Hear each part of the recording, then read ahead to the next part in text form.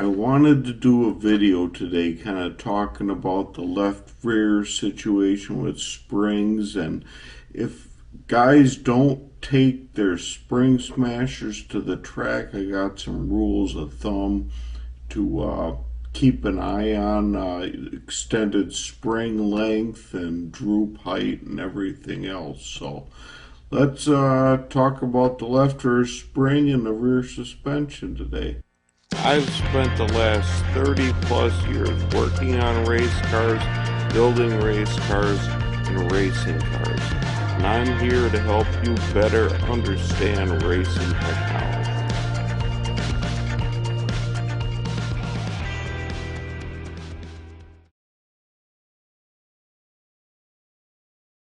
I guess the first thing I wanted to talk about with rear suspension is the continual mindset of letting the chain go and getting more height to the left rear, and that the height is the most important, but there is so many other factors that go into that. Even if you don't have a deck rule or any sort of a droop rule or anything like that, there are so many factors that go into determining how much height you can get on the left rear.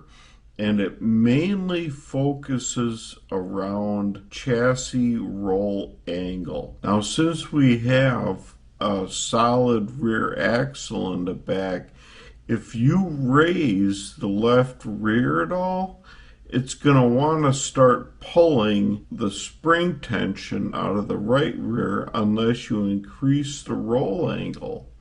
A lot of people go for letting their chain out or getting more height if there's no height rule, but then all of a sudden, unless you increase the roll angle in the rear and move the rear roll center or get more compression out of that right rear to increase the angle, the right rear preload will start coming up.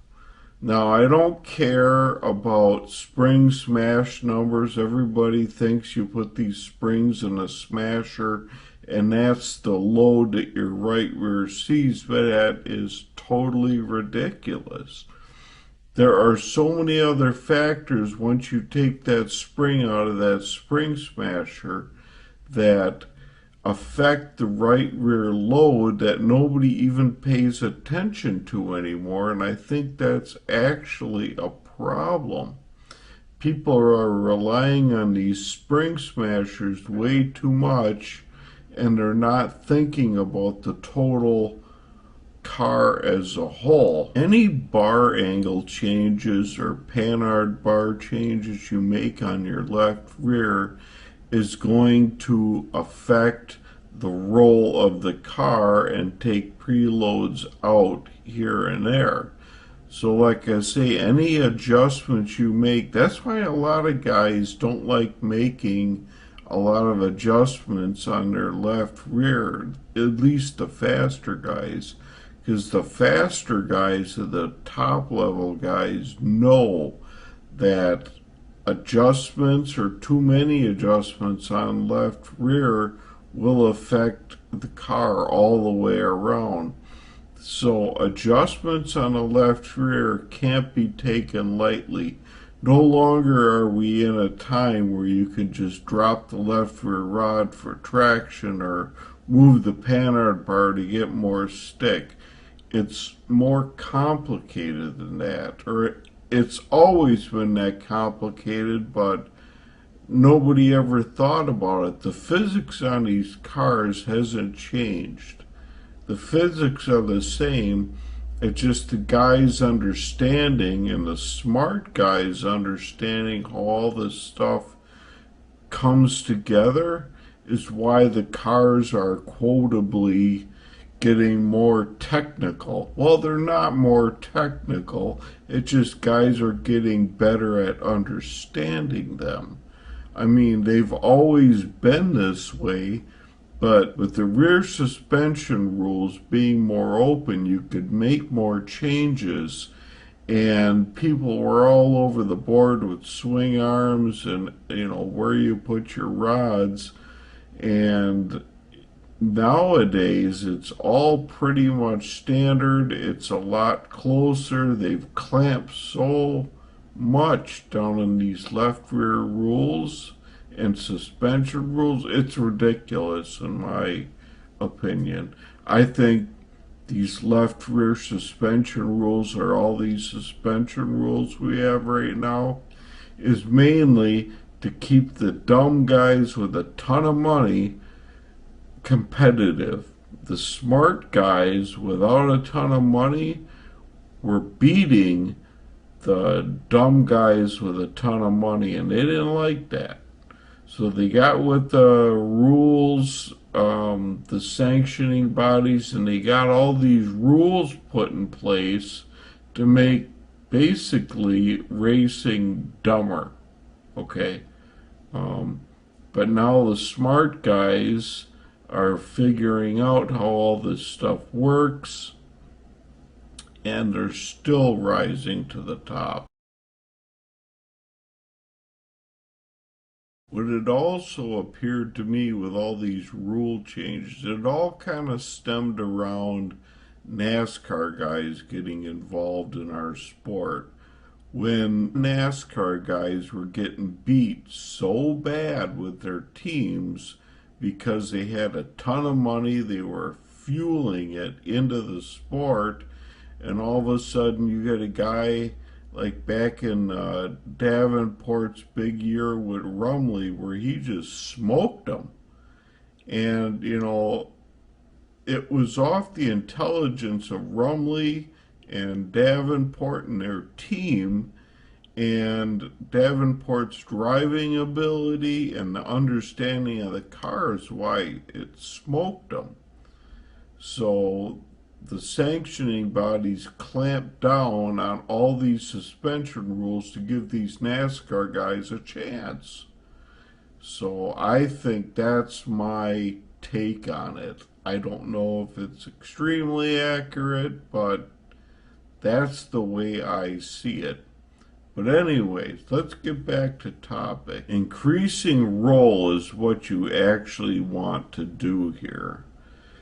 Whenever you release the chain or when you make a change to the left rear, you have to do something to keep that roll angle in play, to keep that right rear loaded, unless your intention is to unload the right rear.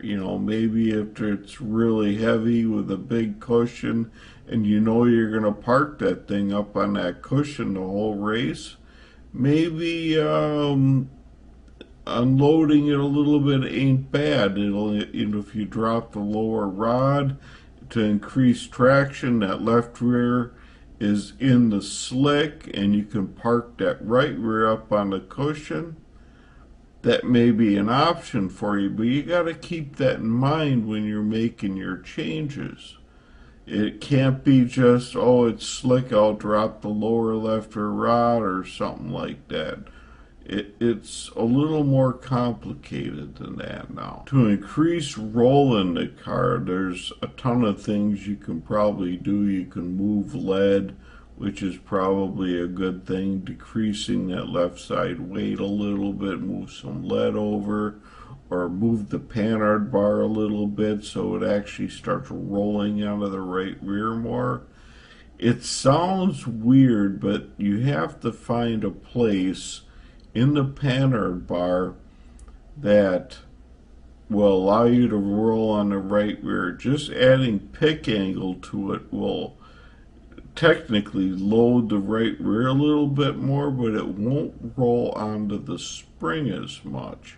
What you need to do if you want to roll onto the spring more is lower your whole panhard bar equally, pinion and frame, which will actually lower that roll center and load that right rear more.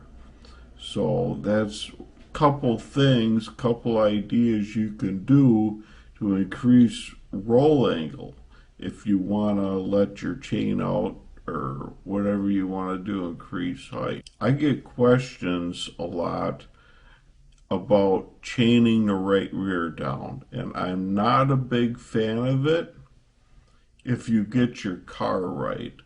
But I think there's a place where if you can't get your car quite right, chaining that right rear down will help you increase roll angle.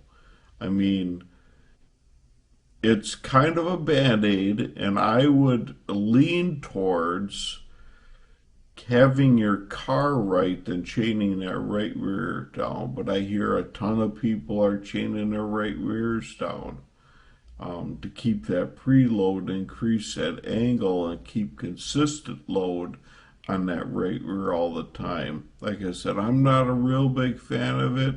I'd rather have people not chain their cars down on the right rear and figure out the whole system all the way around the car. But I do get questions about people who are running real fast and they're chaining their right rears. And guys will ask me questions, should I do that? And that's my answer. I'm not for it, but if it's a means to an ends and you want to try it, give it a try.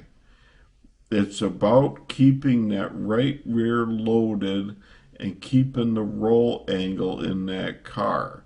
It's not the magic of changing the or chaining the right rear down. It's the magic of keeping that right rear loaded because they can't figure out how to get more roll angle into the car. Another thing I want to cover here is a lot of guys don't take their spring smashers to the track. And whenever you make a bar change on the left rear, or panhard bar change, a lot of times that extended load will change. And I know people get on their smash numbers with the extended loads and everything, but I have a real good way of maintaining those extended loads. I have a diagram I'm going to go to here. But with the extended load on the right rear, when your car is up and you just set it up and you're starting the night out, if you take a measurement of your left rear bottom spring where the shaft is, you take that measurement and that will be your measurement to make sure that your extended load stays the same all the time when you make these changes. So if you have a 14-inch spring on that left rear lower and you have it preloaded 2 inches, that preload is down to 12-inch spring. So whenever you make your changes to your car, just take a tape measure with you. You don't even have to take the spring off the car. Get it up on the chain and then measure that left rear spring to make sure that that preload is the same.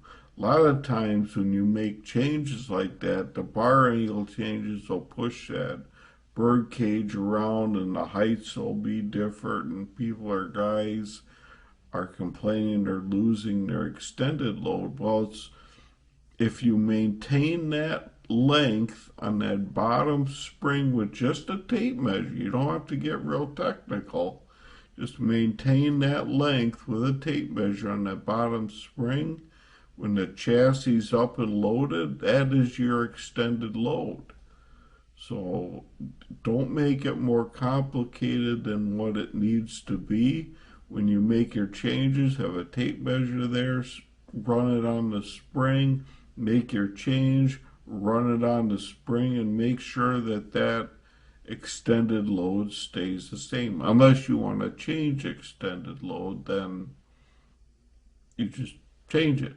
But if you want to maintain enough things on the car, that's a quick and easy way to monitor and maintain extended load on your left rear. So let's go to the drawing board here, and I got a couple diagrams kind of explaining and making it easier for people to see what I'm talking about. Okay, forgive my mess here. This is where I work from home a couple days a week here, but this is what I'm talking about with the left rear. Now you can kind of see if you just increase the height on this spring, where since this is all connected, it's going to start increasing the right rear also, unless you roll your chassis more. That's what I was talking about. When you increase the height on the left rear, anything changes on that height on that left rear, keep in mind it's also affecting your right rear. So you want to do something to keep that right rear consistent, unless you want to change it, unless that's your intention. But just to keep that in mind, increasing the height on the left rear will affect the right rear also, unless you increase chassis roll angle. Keeping the roll angle in sync to keep that right rear loaded, in my opinion, especially when the track gets slick, is really important. Like I said, there might be some factors out there where you want to take a little load out of that right rear, but when the track slicks up and you're running all four tires in the slick or driving through slick patches, keeping and maintaining that consistent weight load on the right rear is really important. Okay, the last thing I kind of wanted to show you is a little bit of a rule of thumb that we are talking about with the extended height. Now this is your lower spring. What you always want to maintain is the compression height of that spring. If it's a 12-inch spring and it's compressed an inch, the measurement will be 11 inches of extended load. But now to maintain that extended load, or to figure that out on the fly, if you don't have a spring smasher in the trailer, this is what you can kind of do. Take a 12-inch spring, 200 pounds. If you put it in your setup here and you measure it at 11 inches, that means you have 200 pounds of preload, because it's 1 inch and it's a 200 pound per inch spring. So you'd have basically 200 pounds of preload. If you like this video, you can get all my videos at Hogan Technologies on the YouTube page. But please like and subscribe. It really helps me out. And the subscription will give you a little bit of a notification that when you log into YouTube, it'll say that I have another video up and you can watch it right away.